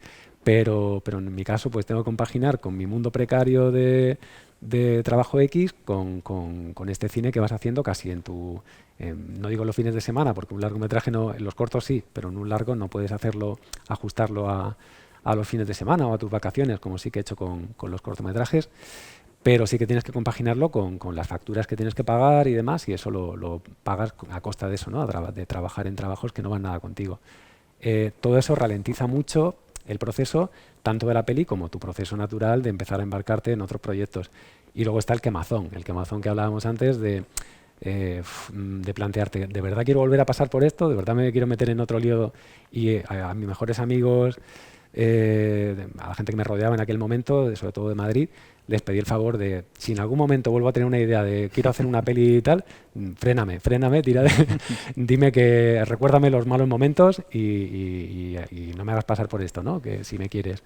Y en ese sentido fui bastante reacio siquiera a fantasear con la posibilidad de hacer una peli durante mucho tiempo, incluso con cortometrajes. O sea, directamente que renuncié, ¿no? Tenía tal hartazgo, ¿no? Con el tema del cine, de esa experiencia, de decir, bueno, vamos a ver qué pasa con La mano invisible, si por lo menos se ve, si a alguien le gusta y tal, porque ahora mismo me siento eso, como que lo he dado todo con esta peli, no sé si voy a obtener algo.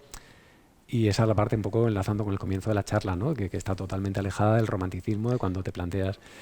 Entonces, volviendo un poco a esto, ¿por qué he tardado tanto? Pues entre medias, poco a poco me voy quitando. Yo creo que hay como una cosa así bastante progresiva de pronto empiezo como otra vez a sentir ese gusanillo de tengo cosas que contar, me apetece contar esto que estoy viendo que le ha pasado a esta persona o esta historia, este cuento que he leído por ahí, luego adapté un cuento de nuevo de Isaac Rosa, pues igual, ¿no? Le seguía leyendo, es un autor que me encanta y de pronto leo un cuento que digo, Isaac, aquí esto es un corto maravilloso hablando de todo lo que está pasando con Coca-Cola, algo también súper importante, hay que hacer algo con esto.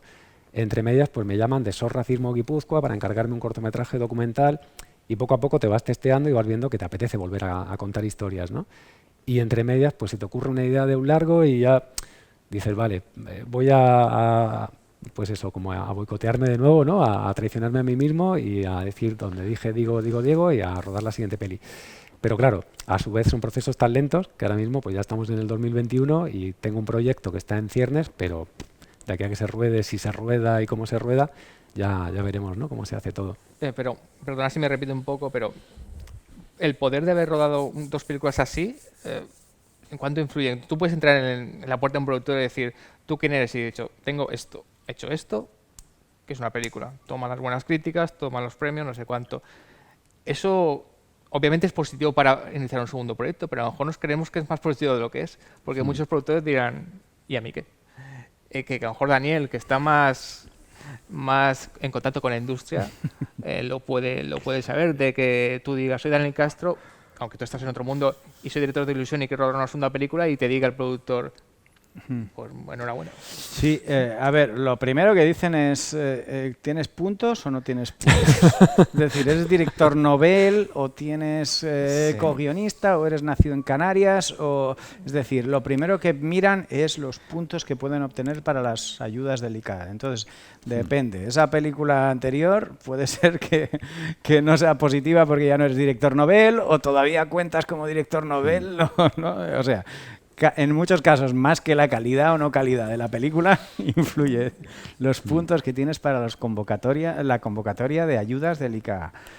Porque gran parte del cine, y sobre todo este cine no hiperindustrial, hipercomercial, se financia únicamente por la vía de las ayudas y de las televisiones, sobre todo públicas. Entonces, esas ayudas tienen unos baremos y esos baremos tienen unos puntos que ellos, los productores, saben mejor que nadie.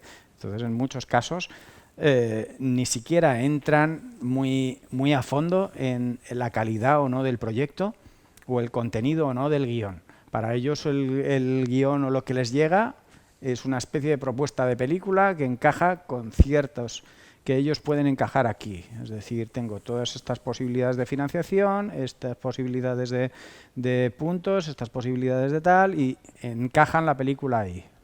No tanto en el propio proyecto, casi nunca hablas con los productores respecto al propio contenido de la historia, en muchos casos.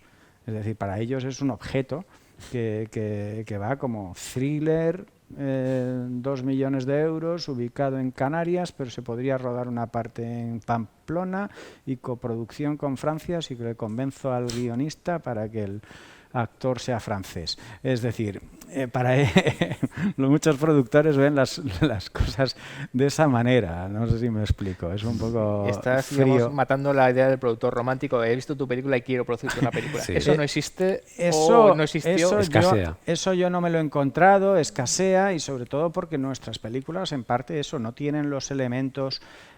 Creo que algunos directores, bueno, de hecho, diría que el único que ha dado el paso entre medio es Rodrigo Sorogoyen, que no es tampoco un director. De hecho, Stockholm, en cierto modo, se sale un poco de esto, pero sí que es una película del estilo bajo presupuesto, por decirlo así, que se estrenó en esos momentos y que le dio a Rodrigo la posibilidad de dar el salto a un cine más comercial, porque él fue capaz de postularse, digamos, como un director para películas sobre todo de género. Entonces, que hemos encontrado que ha pasado, en mi opinión, después de estos años dorados del cine de bajo presupuesto, que nos hemos vuelto, se ha empezado a hacer un cine hiperindustrial, formateado, en el que todas las comedias son casi iguales, con el mismo tipo de carteles, el mismo tipo de repertorio, porque gracias a 8 apellidos vascos, la gente que producía cine en España descubrió que se podían forrar con ello. No era simplemente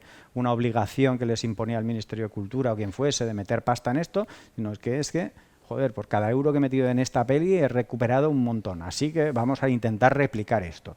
Eso por un lado, y luego también se abrió la vía del cine más thriller, cine más de género. Y ahí un director que consiguió, partiendo del low cost, llamándolo así, postularse como un director de género súper competente y súper estupendo, fue Rodrigo Sorogoyen, ¿no? Creo yo que ha sabido transmitir parte de su mundo personal a un formato, por decirlo así, vendible dentro de lo que la industria quiere producir. El resto de nosotros no hemos sido capaces de conseguir que la industria, o de engañar, seducir a la industria, o de hacerles ver que parte de lo que nosotros hacemos tiene un retorno económico y puede ser. Es decir, yo no he sido capaz de hacer que vean que una peli mía, en lugar de tenerme a mí de actor, puede tener a Mario Casas, ser igual de divertida o más divertida, llegar a tal, y que yo soy capaz de hacerlo eso competentemente. Entonces, por un lado, la industria española con su pereza exagerada y por otro lado, nosotros tal vez con una marginalidad o con una autenticidad excesiva, hemos sido incapaces de comunicar ambas burbujas, en mi opinión. Para perjuicio nuestro, sobre todo, porque nosotros somos los pelados y ellos están forrándose con pelis de comedias, etcétera, ¿no? Ahora te pregunto, David, pero mira, has dicho hemos pasado por encima de un nombre que para mí es vital, que es Juan Cavestany. Juan Cavestany para mí es el director esencial de la pasada década, pero Juan Cavestany sí que ha logrado en parte eso con una serie, que es Con Vergüenza. Sí. Hemos hablado en la comida, ahora sí que Justo. lo podemos contar. Vergüenza es un mundo muy Cavestany, pero que ha logrado aunar a gente que, obviamente, si ve gente en sitio, se tira por la ventana. Sí. Luego ha hecho un efecto óptico, que es un regreso a su mundo, y ahí ya ha vuelto un poco, digamos, la barrera entre público y eso. Pero tenemos el caso de Doctor Portuondo y Vergüenza, donde dos autores muy particulares han logrado romper ese muro. Sí. Con lo cual sí que hay una posibilidad. Sí, y ahora, si te fijas, estamos hablando de televisión. Eso para mí, claro, por también eso no es cine, que es por importante. eso ha sido para mí muy refrescante, sobre todo lo de Doctor Portuondo, porque de golpe ha sido como por primera vez en el mundo televisión, en las series de televisión son ya lo más industrial posible, porque claro, ya estamos hablando de un volumen brutal, es como una cadena de montaje en la que prácticamente la autoría individual es escasísima. Y entonces las series de televisión ya se hacen en comités, muchas de ellas, sobre todo se hacían. A partir de la llegada de las teles de pago se habla de un modelo más autoral, más de series escritas entre pocos y creadas por un creador y un showrunner, que todo esto siempre hay que ponerlo muy entre paréntesis, porque cualquier producto audiovisual es un trabajo de equipo y una serie más todavía, ¿no? Pero sí que efectivamente una serie hecha para consumirse en una televisión por un público muy amplio, etcétera, suele ser todavía más estandarizada en su lenguaje visual, en su lenguaje audiovisual, en mi opinión, ¿no? Al final, pues las osadías que te puedes permitir en una peli de 1 hora no te las permites normalmente en una narración de 3 horas para un público teóricamente mucho más amplio. Entonces, pues al final la experimentación en general en tele es muchísimo más escasa. Y para mí la gran putada que pasa es que, por un lado, en el cine tenemos el fenómeno estandarizador de las comedias de éxito y el género de éxito, y por otro lado en la televisión empiezan a hacerse series de éxito también, todas estupendas, etcétera. Entonces de golpe nos quedamos los que queríamos hacer cosas pequeñas sin lugar donde ir, y como mucho nos insertamos dentro del sistema en labores secundarias, ¿no? Y por eso para mí Portuondo es como, de golpe veo por fin en una serie de televisión el tipo de lenguaje, temas, etcétera, que echo de menos desde hace mucho tiempo, casi sin darme cuenta, ¿no? Y efectivamente en Vergüenza, con un revestimiento, digamos, más convencional. Exacto. Que el de sí que se encuentra pues la esencia de Juan Cavestany, pero digamos con un envoltorio más, por decirlo así, más estándar, ¿no? Daniel ya ha hablado, y quiero que sea el próximo tema, sobre el futuro o el presente en comparación con lo que fue esta época, pero nada, hablar sobre, le he dicho a Daniel de que tú con tu película te sientes capacitado como para entrar a un productor y decirle, cuando te exija tú quién eres y decirle, la mano invisible, mira estos premios, mira estas críticas, prodúceme la segunda película. ¿Crees que eso es inviable de pensar en el cine español? Que sí que a lo mejor puede pensar en el cine francés o el cine norteamericano, pero en el cine español es imposible porque ese señor ni ve la mano invisible ni le interesan las críticas. Sí, es lo que decíamos antes. Yo creo que escasea, ¿no? Este tipo de productor un poquito más preocupado, interesado por lo que sucede en los márgenes, en los festivales más pequeños o en las secciones más paralelas o secundarias de los festivales grandes, no predomina, ¿no? Es más bien la excepción. Con lo cual, pues es complicado, ¿no? A la hora de buscar un productor, yo creo que se limita la cosa, pues no sé, en mi caso yo creo que podría contactar a 4, 5, quizá 8, ¿no? En el mejor de los casos, es complicado. Y luego, de manera proactiva, yo creo que ellos no te buscan, ¿no? Es un poco lo que decíamos antes y también yo creo que tiene que ver con esto que hablábamos de la falta de los referentes, ¿no? La importancia que tienen los referentes porque no existe como ese puente, ¿no? Que decías tú antes del cine americano, del cine estadounidense, donde no es tan raro que salten gente de las películas más pequeñas pues hemos visto hace poco el caso de Eternals, ¿no? Se llama la peli de Chloe Zhao, que ha pasado de hacer Nomadland y otra que se llamaba The Rider, ¿no? Anteriormente. Pelis muy pequeñitas, muy íntimas, muy humanas. Una grande, pero impersonal, es verdad, también hay que sí, decirlo. Yo no la he visto, pero bueno, pero en más cualquier caso es una megaproducción de no sé cuántos miles de millones. Y aquí no existe eso, entonces el caso más parecido, como decíais antes, es Sorogoyen, pero bueno, yo matizaría ahí también que Sorogoyen venía de hacer también mucha televisión antes, o sea, era un tío que estaba en la industria.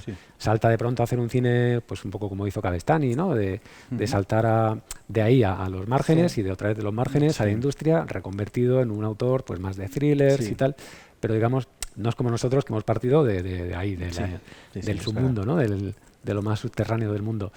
Y claro, ahí cuesta más porque como no tienen esas referencias de decir, vale, pues, pero mira, cogimos a este director que había hecho esta peli rara, bueno, quizá Carlos Bermúdez, ¿no? Estaba pensando ahora.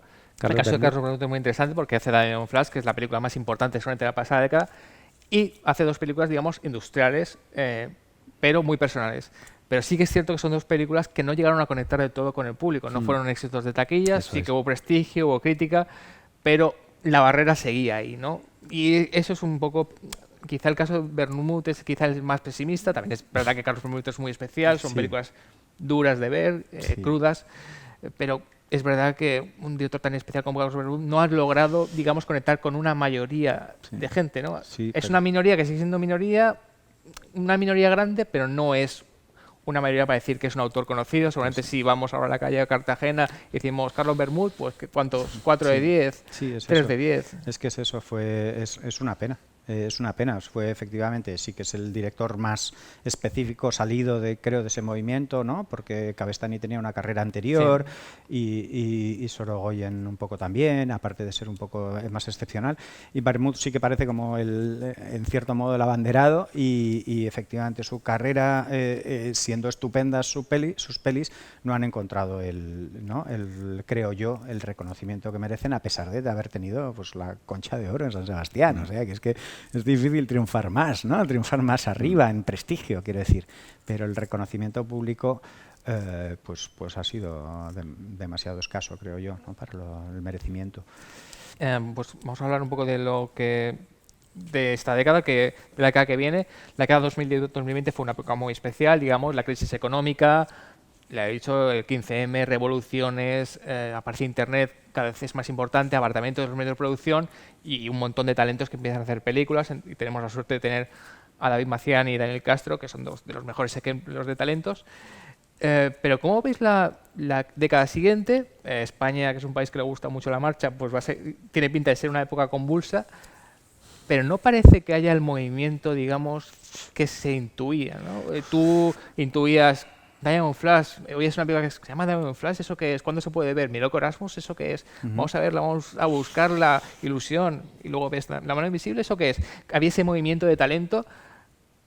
Digamos que está un poco parado lo que es, digamos, el cine independiente español. Está el cine independiente, Las niñas, se puede decir que es cine independiente, las películas de Belén Funes son película independiente, la película de Neus Bayuls ahora que se va a estrenar, o incluso la de Chema García Ibarra es cine independiente, Pero ese cine ya no independiente, sino subterráneo, que era un poco el que hizo Ilusión, Sí. no lo estamos viendo y parece ser que como que no sale, como que no...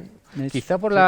las plataformas, la televisión, la Sí, influencia de televisión. sí, eso creo yo. Hay una parte de cine independiente que sí que se está produciendo y alguno de ello con estupenda factura, como justo las que dices, ¿no? Desde todas las de Belén Funes, Carla Simón, etcétera, toda esta línea. Han salido muchas mujeres directoras, Sí. creo, en los últimos años, como Pilar Palomero, un montón.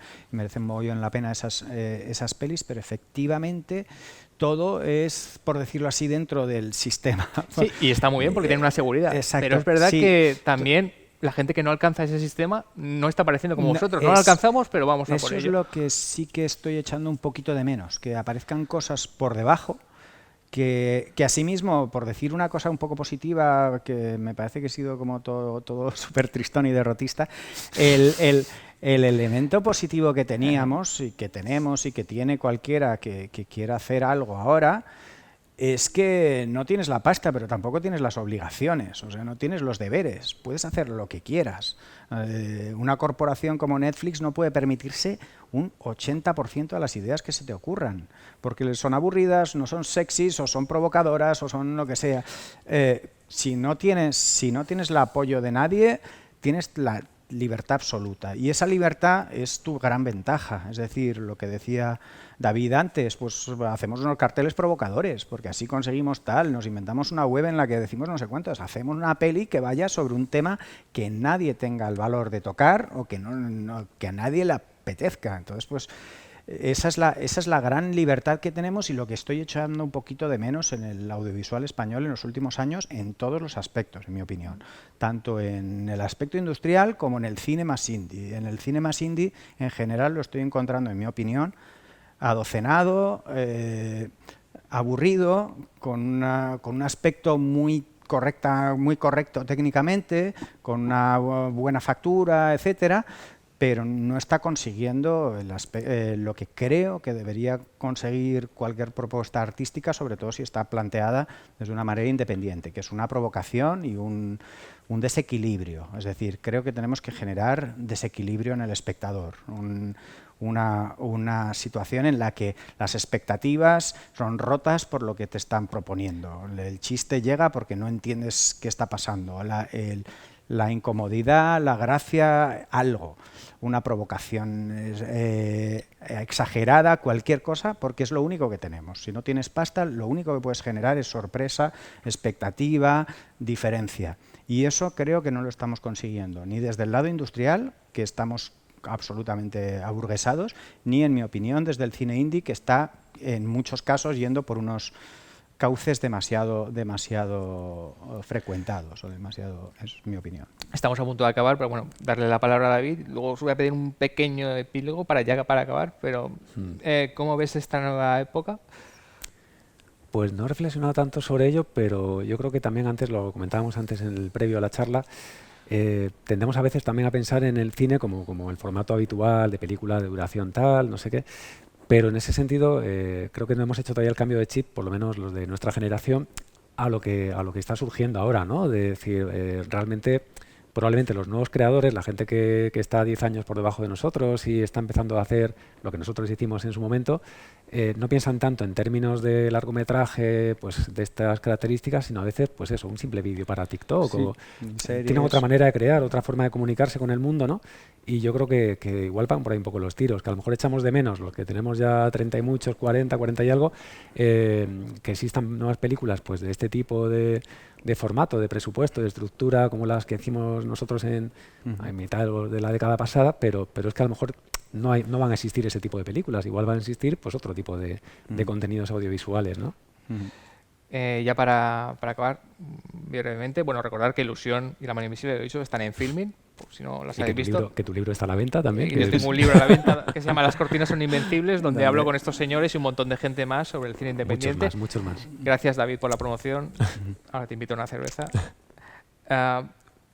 Como empecé diciendo que vamos a quitar el romanticismo, el desgaste, la depresión, vamos a empezar con algo positivo.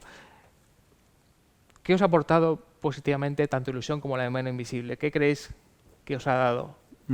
Pues de forma un poco, aunque sea general o lo que sea. Pues a mí casi todo, o sea, estoy felicísimo de haber liado a toda esa gente para hacer esto. Fue prácticamente toda mi autoría, entre comillas, individual, viene por una película que por fin decidí hacer, porque si no, como guionista, eres parte siempre de un equipo cuya individualidad pues se pierde. Es decir, formas parte de un comité, muchas veces harás cosas estupendas, otras veces harás cagadas, nunca sabrán.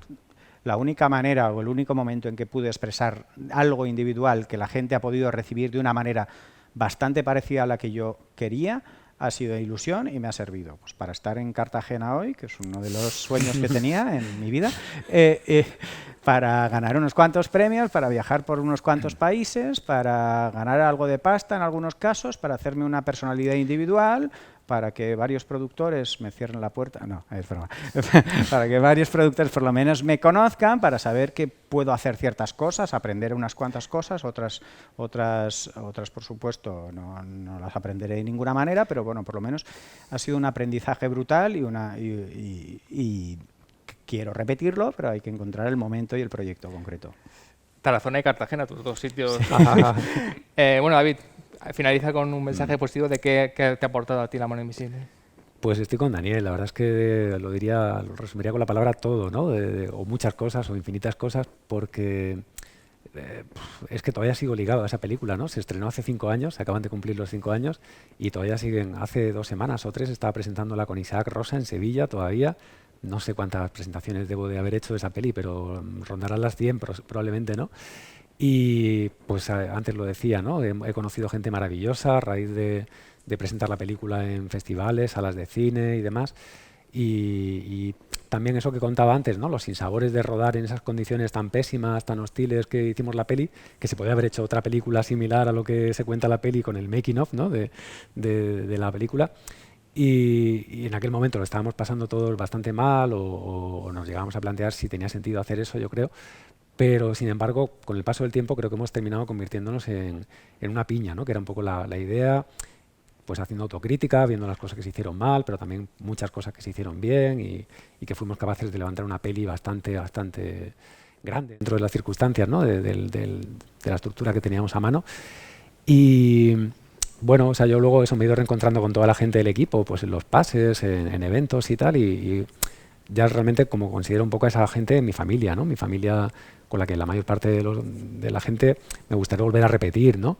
Y en algunos casos no, pues porque probablemente ya no estén escalando otras posiciones y ya no vayan a estar de auxiliar o de lo que estuvieron en su momento, pero realmente se ha constituido esa familia que me llevo y toda esa gente que ha ido creciendo alrededor, que ya es como una comunidad enorme de gente estupenda, como decía antes. Y luego, por supuesto, ya matizando un poquito algo más concreto, la relación que tengo con el autor, con Isaac Rosa, el autor de la novela, se ha convertido en uno de mis mejores amigos, una persona queridísima que bueno, pues yo creo que todo esto han pasado ya, como el otro día, justo cuando nos vimos en Sevilla, hacíamos la cuenta, ¿no? Desde la primera vez que quedamos allí en Madrid para echar un café y empezar a hablar del proyecto, han pasado como 10 años, ¿no? Y en esos 10 años se ha ido fraguando esa gran amistad de la que es posible que ojalá salgan proyectos futuros, ¿no? O sea que ojalá, muchas cosas. Lo estamos haciendo. No sé si queréis aportar algo y si Esther no me dice lo contrario, sino daros mil gracias por estar aquí. Yo creo que todos hemos aprendido un montón con David y Daniel. Y nada, daros muchas gracias y que el Festival de Cartagena todavía sigue. Gracias.